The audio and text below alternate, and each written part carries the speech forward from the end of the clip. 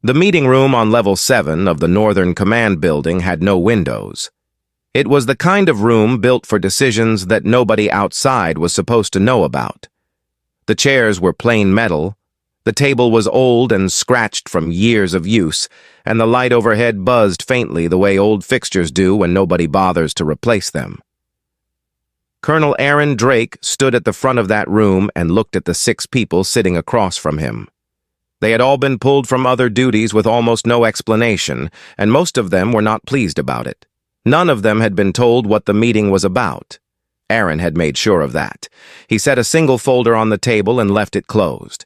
Admiral Kay Larson sat at the far end. She was the only person in the room who had already read what was inside that folder. She had gone through it 3 full times over the course of a week. She had argued against it twice in private conversations with Aaron. Then she had signed off on it, because she was a practical woman who understood that when every door has been shut in your face for long enough, you stop looking for doors and you start looking at walls. Aaron looked at the room and began to speak. He did not raise his voice. He did not try to be dramatic. He spoke the way someone speaks when they have already made peace with what they are about to say and no longer care very much about making other people comfortable with it. He started with the facts. Over the past 22 years, 14 human colony worlds had been struck by fleets belonging to 3 separate empires, the Keth, the Sivari, and the Vorian. Over 11,000 civilians had been killed in those raids. Many more had lost their homes and everything they had built. Every formal complaint filed through the Galactic Council had been delayed, buried, or quietly ignored. Humanity had tried diplomacy. They had tried trade negotiations. They had tried legal filings and public appeals through every channel the Council offered, and none of it had changed anything, because the 3 empires did not believe humanity was worth responding to. That was the problem, Aaron said. That was the whole problem. He opened the folder and slid 3 photographs across the table. The first showed Queen Velara of the Keth Empire, photographed at a formal ceremony. She was tall, with pale segmented skin and eyes that caught light in a way that seemed almost mechanical. The second was Queen Isaala of the Sivari throne. Smaller, draped in layered ceremonial fabric, surrounded by attendants in matching colors. The third was Queen Duraseth of the Vorian capital. She stood alone in the image, which said everything about her. Aaron gave the room a moment to look at the photographs. Then he explained why they mattered. All 3 species shared something that most galactic analysts had noted, but very few had studied carefully. Their command structures were not purely political. They were biological. The queens were not leaders in the way human leaders were leaders. They were the living center of their species' entire hierarchy, and every military officer, every fleet admiral, every soldier beneath them was wired, at a level deeper than training or culture or personal loyalty, to protect them above every other priority. If a queen was in danger, the chain of command did not simply respond. It collapsed inward. Fleets would stop dead. Officers would freeze on existing orders. The entire military apparatus of the empire would redirect itself toward one single goal: recovering her. Aaron had spent 9 years building that understanding from the ground up. He looked at the room and told them what he intended to do with it. He was going to take all 3 queens on the same night, at the same time, without any of the 3 empires knowing what was happening until it was already done. He was going to bring them aboard human vessels, keep them safe, treat them well, and then use their presence as the only real leverage humanity had ever held over a galaxy that had spent 2 decades refusing to listen. The silence that followed lasted about 2 seconds. Then the room came apart. Not loudly. These were disciplined people, and none of them raised their voices. But Greg Poole, the senior logistics officer, pressed both hands flat on the table and stared at Aaron like he had just suggested sailing a ship into a sun.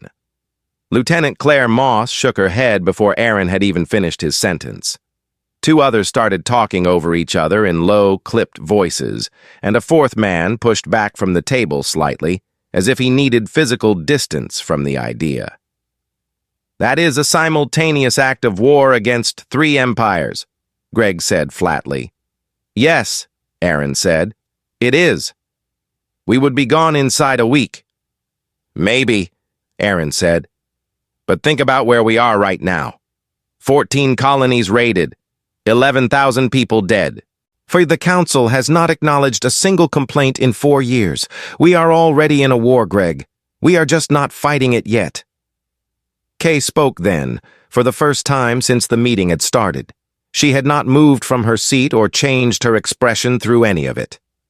She told the room that Aaron had spent nearly a decade building the intelligence behind this plan. She told them the biological data on the Queens was solid and independently verified.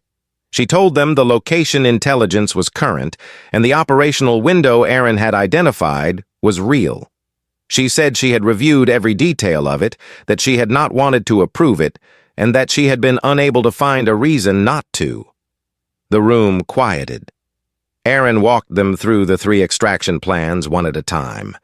For the Keth homeworld, Sergeant Nate Cole would lead a small ground team through the tunnel network beneath the Royal District, moving on copied biological signatures that would pass every sensor without triggering an alert. The Queen's personal guard rotated every 4 hours, and the gap between shifts was 11 minutes. That was enough. For the Sivari Throne City, Lieutenant Dana Marsh would fly a diplomatic shuttle on falsified registry codes into the Palace District during a ceremonial period when neutral vessels were culturally permitted to land. Dana's team would have 8 minutes inside the inner ring before the rotation closed.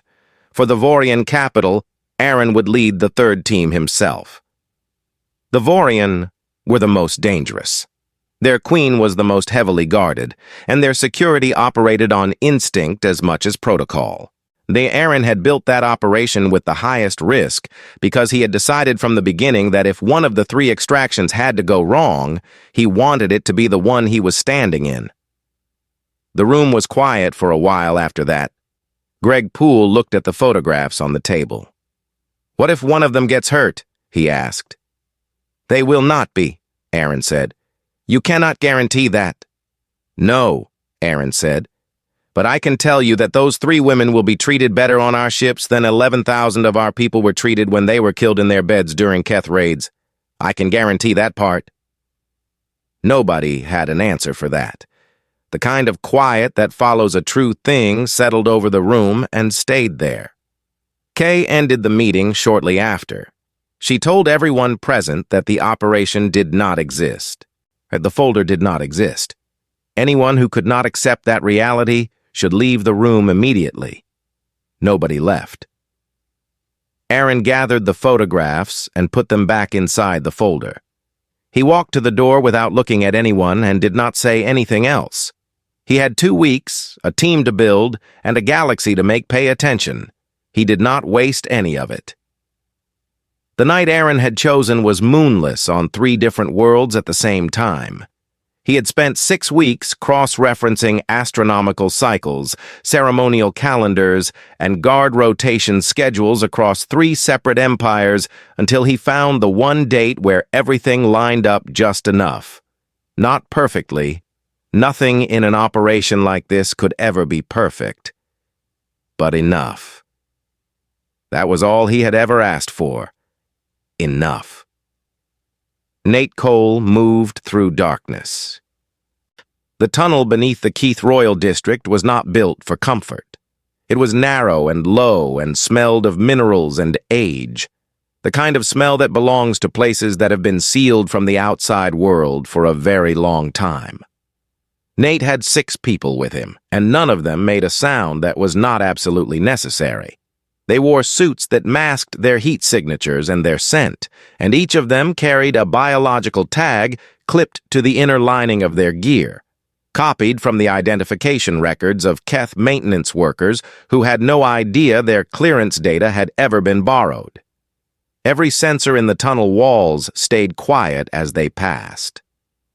Nate had memorized the layout of the tunnel network so completely that he could have walked it with his eyes closed, which was more or less what he was doing. 3rd junction, left. Fourth sealed door. Override code 794. The narrow passage after the mechanical hub, single file, slow. He moved through it all without hesitation, not because he was fearless, but because fear was something he had learned to set aside until after a job was done. They reached the second checkpoint, and Nate checked his watch. The guard rotation had shifted 4 minutes ago. That left 7 minutes in the window. He moved. The last door before the Queen's private wing had a biometric lock that should have been impossible to open from the outside. It was not impossible because Aaron had spent 2 years tracking down a copy of the entry sequence pulled from a compromised surveillance feed of a joint summit 3 years earlier, where a Keth Palace official had touched the same panel model without knowing he was being recorded. The lock opened on the first attempt. Nate stepped inside. Queen Valara was standing at the far end of the room, already awake. She turned the moment the door moved, and for a still second, the two of them simply looked at each other across the quiet space. The Keth Queen in her sleeping robes and the human sergeant in full tactical gear in the middle of the night, on her homeworld. Nate raised both hands, open, palms forward. He said in the translated Keth phrase Aaron had made him practice until it came out smooth, "You will not be harmed. You have my word and the word of my colonel. Please come with me." Valara did not scream. She did not run. She looked at his hands, then at his face, and with an expression that was more calculating than afraid. Then she said something in Keth, and the small translation device on his wrist rendered it as, "You are very small to be doing something this large." Nate almost smiled. "Yes," he said. "I have been told that." Valara took one long look around her room, at her things at the window, at whatever private life she was leaving behind in that moment. And then she walked toward him, and Nate Cole, sergeant of the Human Defense Command, led the Keth Queen out through the tunnels in the dark. They were back aboard the ship with 3 minutes to spare. Dana Marsh landed the shuttle with the kind of casual precision that comes from 12 years of flying things that were not supposed to be where they were. The falsified registry codes had cleared the outer ring checkpoint without a single flag. The ceremonial landing period had given her a window she had timed down to 45-second margins. She never needed more than that. Her team of 4 moved through the outer palace district in long, formal robes, sourced from a supply manifest that no longer existed in any record. They looked like a small diplomatic party attending the evening ceremony. They had practiced walking like it, standing like it, existing in a space like they belonged there. Dana had drilled that walk for 2 weeks straight. She was very good at it now. The inner ring checkpoint was staffed by 2 Sivari guards who checked credentials with the mild inattention of people whose minds were partly elsewhere. The ceremony was ongoing in the hall directly above them, and the sound of it filtered down through the floor. The guards stamped the clearance without a second look. Dana kept her pace even and her expression blank and moved on. She found Queen Is'Ala in a preparation room behind the ceremony hall, seated alone at a low table except for a single attendant arranging something near the wall. The attendant saw Dana's team come through the door and moved immediately toward the alarm panel in the corner. A quiet man on Dana's crew named Lyle Ford was already moving before the attendant reached it. He stepped between her and the panel and placed his hand gently but completely over hers and shook his head once. The attendant stopped. Dana crouched slightly to bring herself to eye level with Queen Is'Ala. "We are not here to hurt anyone," she said.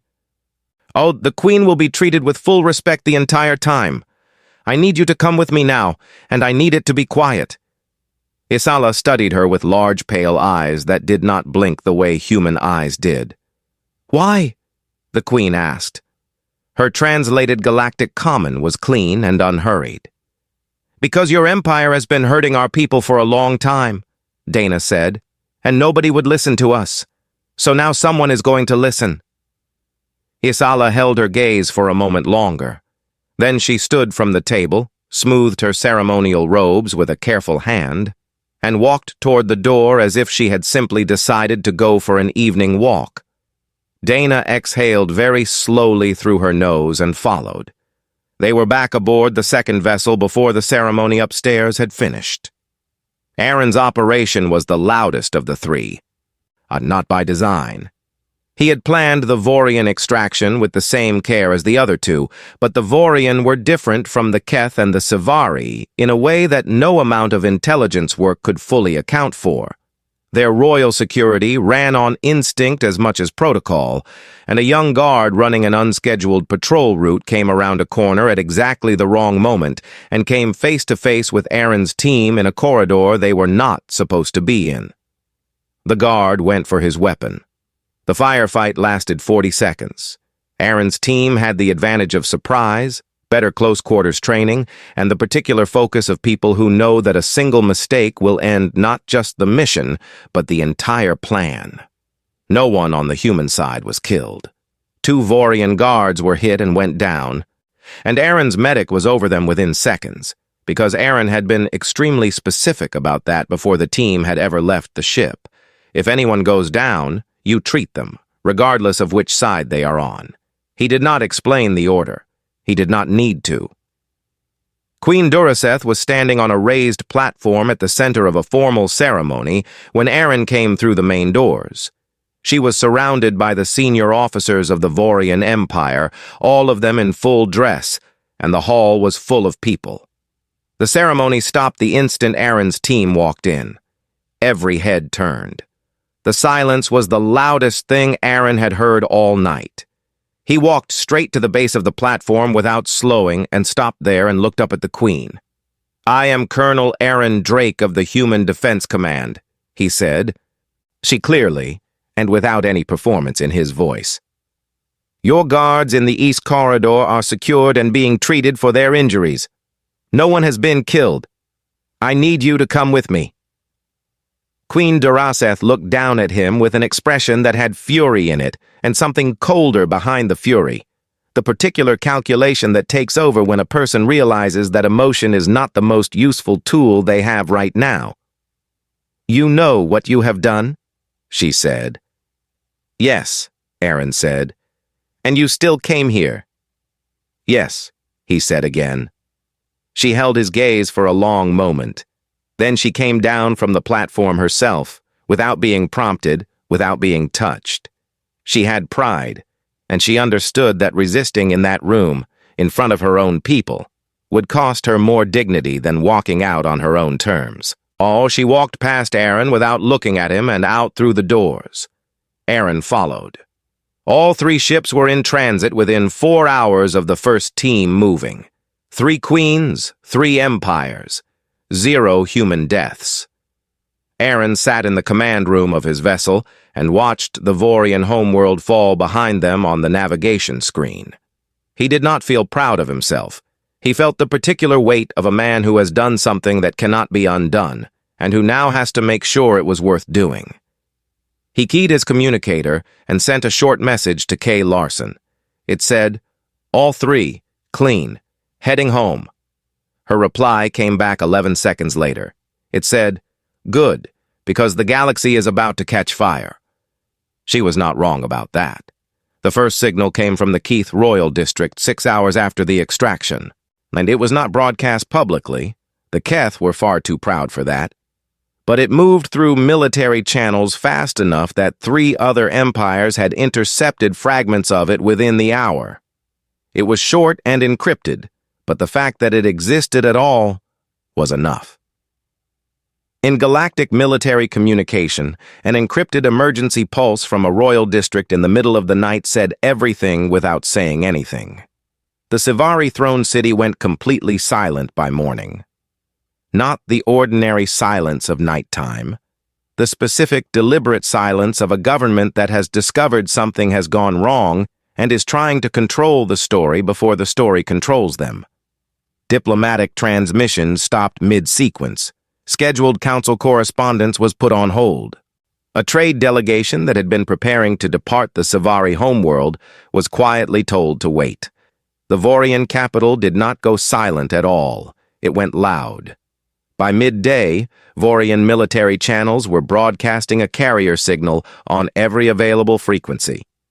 Not a message, not a warning. Just a sustained open tone that in Vorian military protocol meant one thing and one thing only. General alert. All fleets, all commands. No exceptions. Highest priority. Admiral K. Larson watched all of it from her office in the Northern Command Station and drank her third cup of coffee without tasting it. She had a team of 6 analysts cycling through every intercepted signal coming out of the 3 empires, and what they were painting for her was not surprising. She had expected most of it. But the speed was something else. She had calculated that it would take the 3 empires between 18 and 30 hours to fully process what had happened and begin coordinating a response. She had been generous in that estimate. It took 11. The Galactic Council convened an emergency session within 18 hours of the extractions. Kay watched the recording of it later when things had quieted down enough for her to sit still. The chamber was something she had never seen before in her career. 43 species represented, and almost all of them were shouting. The translation systems were cycling through so many overlapping languages at once that they began producing errors, and at one point the entire feed dropped out for 4 minutes while technicians worked on it. The council chair called for order 11 times before she got it. Now, what followed was 3 hours of controlled panic dressed up as formal deliberation. Several council members called for immediate military action against humanity.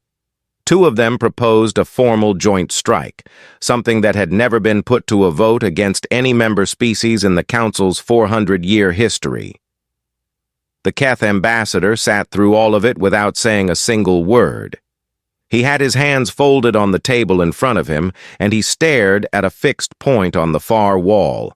And everyone in the chamber understood that the Keth fleet had already been mobilized before the session had even been called to order. The Savari representative spoke at length about violations of galactic sovereignty and the legal consequences of abducting a sitting head of state. It was a good speech.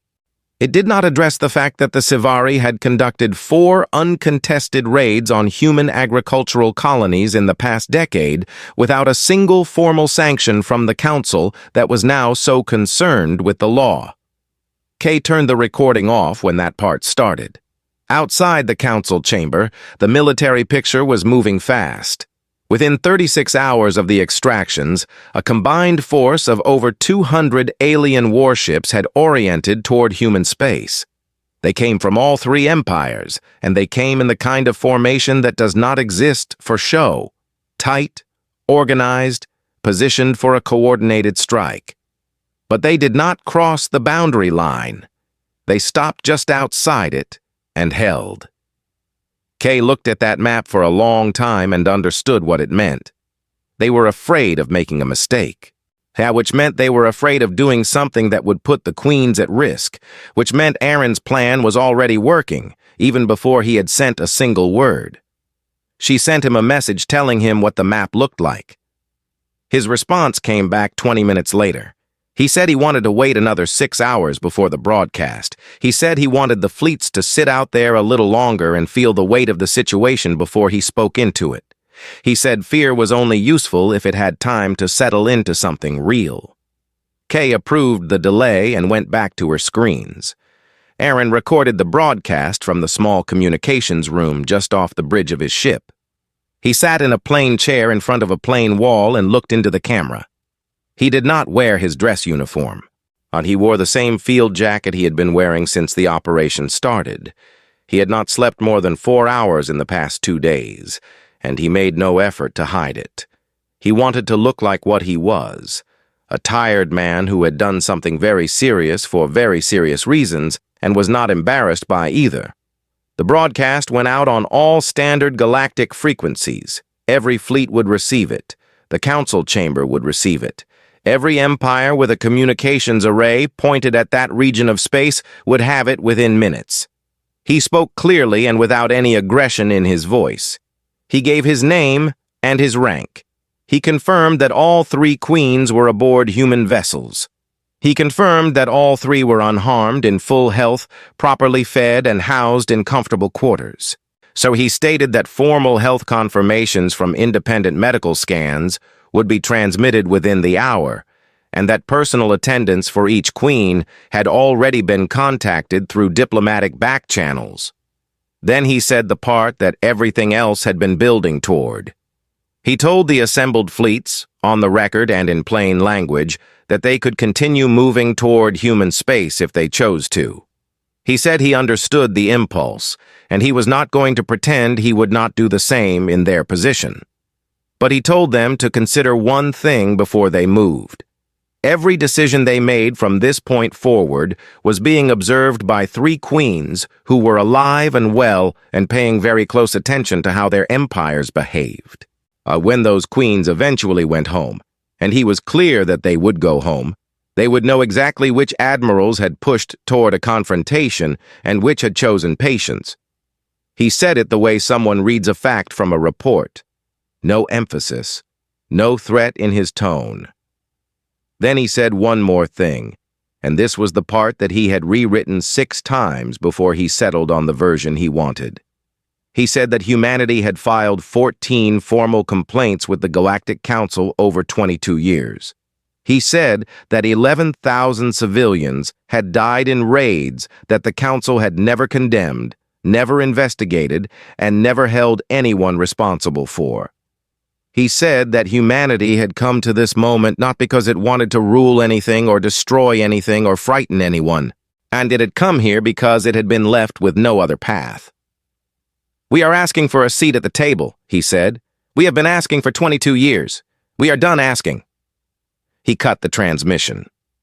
The 200 ships on the edge of human space did not move.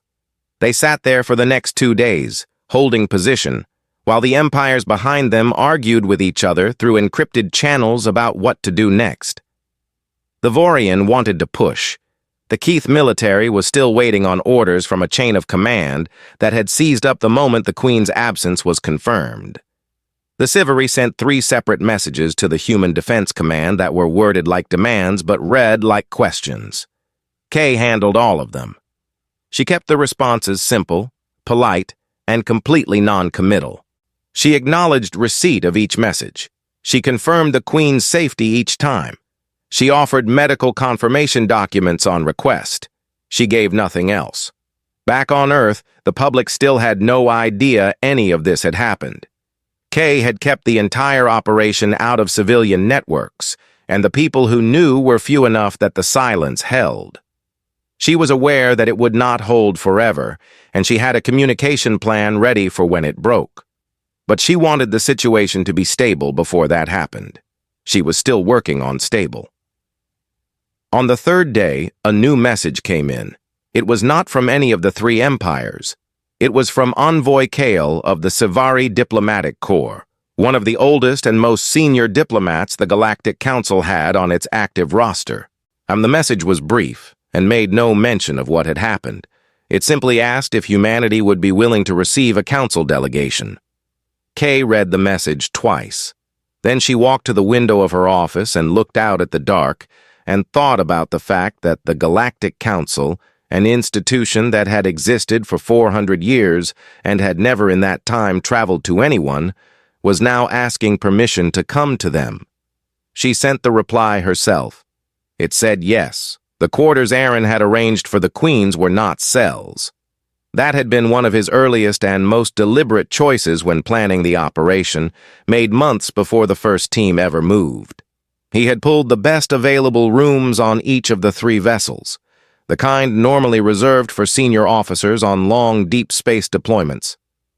Each queen had a private space with a bed adjusted to fit her biology, lighting recalibrated to match the spectrum of her homeworld, and food synthesized as closely as the ship's systems could manage to what she was used to. The doors were not locked. That detail surprised all 3 of them, each in her own time. Velara discovered it on the 2nd day. She had spent the first day sitting in her quarters, saying very little, watching the room as if she was still deciding what kind of place it was. On the 2nd morning, she tried the door, and it opened. and there was no one standing on the other side of it. She stepped into the corridor. A young crew member named Pete Carver was walking past at that exact moment, heading to the engine section at the end of his shift. He stopped when he saw her, surprised but not alarmed, and they looked at each other for a brief moment in the plain corridor light. Pete nodded once, said, "Ma'am," and kept walking. Velara stood in the open corridor for a while after he disappeared around the corner. In the Keth Empire, the protocol for being in proximity to the Queen without being summoned was formal and rigid, and violating it carried real consequences. Pete had not known he was violating anything. He had seen someone in a hallway, acknowledged her, and gone on with his day. The ease of it, the complete absence of ceremony, was something she did not have a word for in her own language. She began spending time in the common areas of the ship. Nobody told her she could. Nobody told her she could not. She simply walked there. None in the crew moved around her the way people move around anyone who is quietly present in a shared space. She found a corner of the crew mess that suited her and sat in it and watched. She watched them eat their meals together, 3 or 4 at a table, talking over each other and then listening when someone had something worth hearing. She watched 2 engineers argue loudly about a maintenance decision, then walk out of the mess together, laughing about something else entirely. She watched a very young crew member sit alone in the corner closest to the wall, staring at something on a small screen, and she watched another crew member, someone older, clearly senior, come and sit down next to him without being asked, without saying anything for a while, just being there. In the Keth Empire, strength was demonstrated through distance. The more powerful you were, the less you needed from other people. These humans seemed to work the other way around. On the 3rd morning, a crew member named Troy Bates walked past her corner of the mess and set down a small cup of something warm beside her without stopping or making any gesture of ceremony about it. He just placed it there and went back to his own table. She looked at the cup, then at him. He was already talking to someone else. She drank it slowly and watched the room and thought about things she had been very certain of until recently. Dana Marsh was the one who spent the most time with Queen Isa'ala. Part of it was practical. As the ranking officer on the 2nd vessel, it was her responsibility. But part of it was something else that she could not have fully explained. Isa'ala was curious in a way that made her hard to ignore. She asked questions about everything, not just the large things, but the small ones, and she asked them with a genuine attention that made Dana feel like each answer was actually being considered. She wanted to know why the ship's crew played music through the speakers during the late shift when the corridors were quieter. She wanted to know what the photographs pinned to the board near the mess door were for. "They are pictures of people's families," Dana told her. Isa'ala looked at the board for a moment. "They carry images of people who are not here?" "Yes." "Why?" Dana thought about it the way you think about something you have always known but never tried to put into words. "So, they remember what they are working toward, I suppose." Isa'ala was quiet. Then she asked the question she had been circling around. "Your people value individual lives very deeply," she said. "You carry the faces of the people you love across space with you. You fight to protect them, and yet your species has a long history of war. How do you hold those 2 things in the same place?" Dana leaned back and looked at the board. "Because for a long time," she said, "we never had anyone willing to protect us. So we had to learn to do it ourselves. And a long time ago, for us, that meant fighting. It still sometimes means fighting, but it has always meant something else too. It meant that every person who went out to fight knew exactly who they were going home to. That was what they were doing it for." Isa'ala was still for a moment. "In the Sivari Empire," she said slowly, "soldiers are selected very young. They do not have families in the way you are describing." "I know," Dana said. "Do you think that is wrong? Dana chose her words carefully. I think it explains some things. Isala turned back to the board with its photographs and looked at it with the expression of someone seeing a familiar object from a new angle and realizing it is not quite what they thought it was. She did not ask another question that day, but Dana noticed that when she left the mess, she walked differently, not like a queen being kept somewhere against her will, but like a person who has heard something that requires a long, private reckoning. Durazeth was the hardest. She did not move through the ship or ask questions or sit in the crew mess, and she stayed in her quarters for the first 4 days and communicated through a formal request system she had established for herself on the first night. Written requests submitted through the door panel, responses delivered in the same format. Aaron respected the system completely and without comment. On the 5th day, the panel signaled a request that said, "Speak with Colonel Drake, alone." Aaron came without bringing anyone else. He sat across from her in her quarters, and she looked at him the way a person looks at a problem they have been working on in private for several days and have not yet solved. "You had complete surprise on 3 worlds simultaneously," she said. "My personal guard was better armed than your team, and they still lost. You were standing in the center of a state ceremony with a full military escort in the room. You could have killed me in front of all of them." "You did not." "No," Aaron said. "Explain that to me." "Killing you would not have helped anyone. It would have sent a message to every empire in the galaxy." "We did not need to send a message about what we are capable of," Aaron said. "We needed to send a message about what we want." Durazeth watched him. "What do you want?" she asked. "To be left alone," he said. "To have our colonies protected. To have a seat in the room where decisions are made about our lives. That is everything. That is the whole list." "You could have come to the council with those demands." "We came to the council for 22 years, Aaron said. He said it without anger, which was the part that was difficult to answer. The Vorian queen was quiet for a while. Why did you not kill us?" she asked again, and this time it was a different question from the first. It was not tactical. It was not about military logic or political leverage. It was something more plain than that, a genuine question from one person to another. Aaron looked at her. "Because we are not trying to rule the galaxy," he said. "We are trying to live in it." Durazeth said nothing after that. But something changed in her, very slowly, in the way that deep things change, not in a single visible moment, but in the texture of her silence. She was still proud. She was still the queen of the Vorian Empire, but she was sitting differently, as if some internal arrangement had shifted. Aaron stood and walked to the door. "Whenever you are ready to talk more," he said. "My door is open too." He left it at that. And then he did not push her.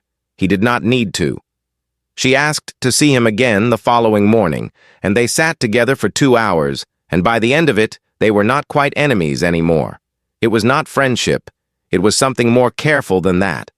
2 people from opposite sides of a very serious situation who had found, to their mutual surprise, that the other one was worth talking to. That was enough, for now. That was more than the galaxy had managed in 22 years. The Galactic Council had never traveled to anyone. In 400 years of operation, the Council had summoned and invited and received. It had welcomed delegations and accepted petitions and permitted audiences. It had extended courtesies and issued terms and granted hearings. What it had never done, not once in its entire history, was take itself somewhere else. That was not an accident. It was a statement that had been made so many times for so long that most of the galaxy had stopped noticing it was a statement at all. The Council did not go to anyone because the Council was the center, and everything else revolved around it. When the formal delegation departed for human space, escorted by a convoy of neutral Marathi vessels, several Council members had argued against it until they simply ran out of words. 3 of them sent formal protests to the Council record. 1 resigned from the preparatory committee entirely. The delegation went anyway. When it crossed into human territory for the first time in the Council's history, something shifted in the way the wider galaxy talked about humanity. Not loudly, not all at once, but the way a tide shifts, where you notice it most by looking at where the water was before. Admiral K. Larson received them at the neutral station positioned above Earth. She had chosen that location with the same deliberate care that Aaron had given to everything else in this operation, not on Earth itself, which would have carried the wrong feeling, too open, too vulnerable, too much like a concession, not deep in defended human space, which would have read as a trap. The neutral station said something simpler. We are willing to meet you in the middle, and we are watching to see if you understand what that means. The Council delegation was 11 representatives from 11 of the most consequential species in the galaxy. It was led by Envoy Kale, a Sivari diplomat who had held his position for 60 years and was known throughout the Council for saying very little and meaning every word of it. He had the particular stillness of someone who had sat through enough history to stop being surprised by any individual piece of it. When Kay met him at the docking bay, he looked at her for a moment.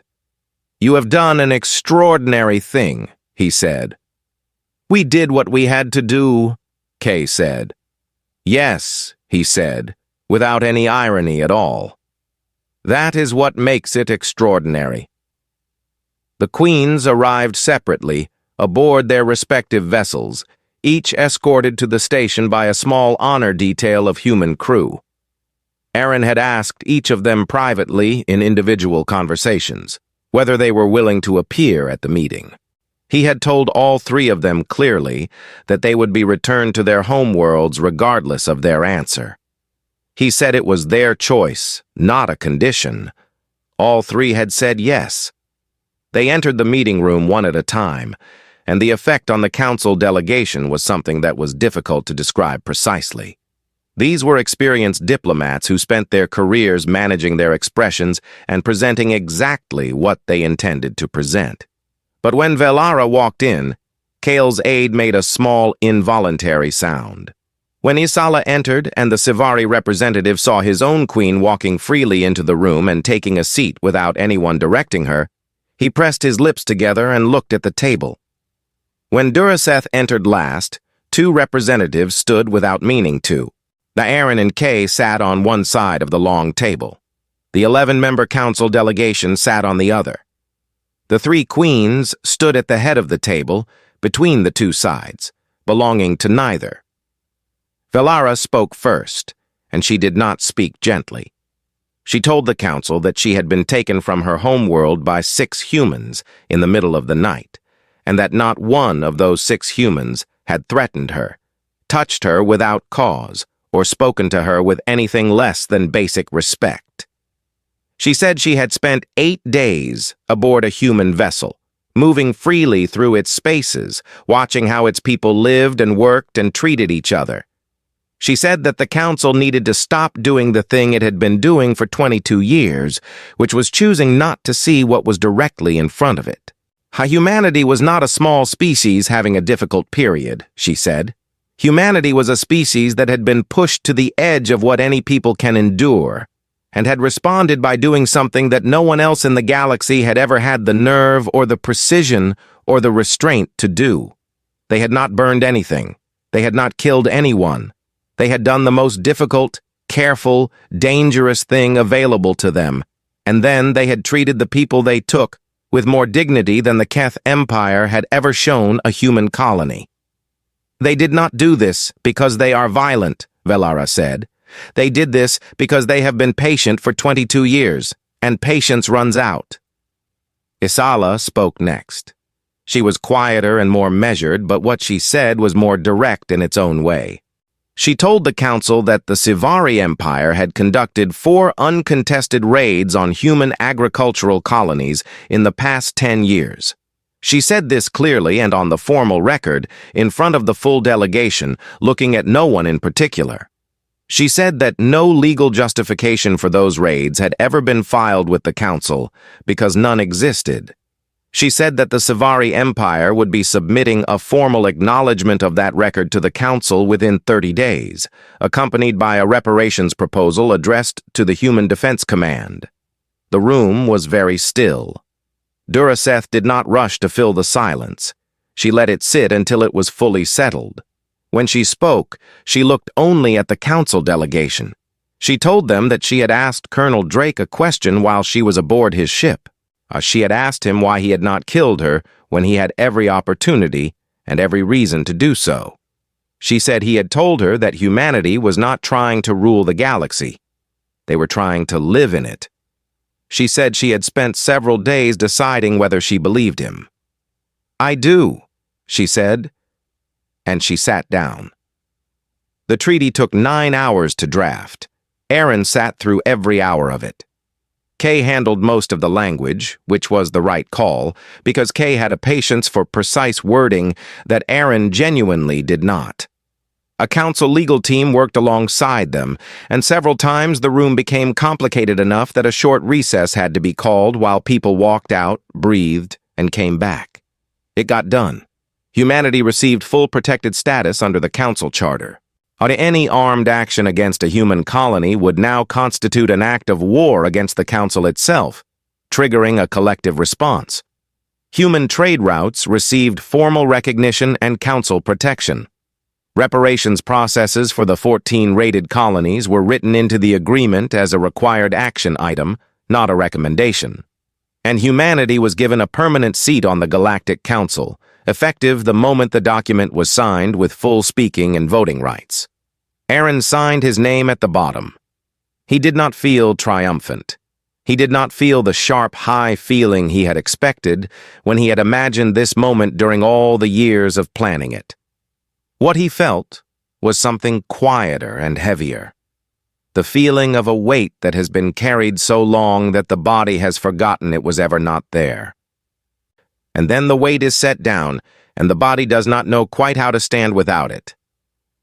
Kay signed beneath his name. Kale signed for the council. Velara, Isala, and Duraseth pressed their formal seals to the document in sequence. It was done.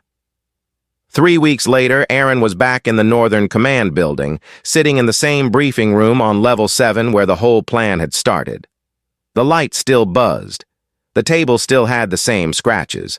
He was working through administrative paperwork, the kind that follows a classified operation regardless of how well or badly the operation went, when his communicator lit up.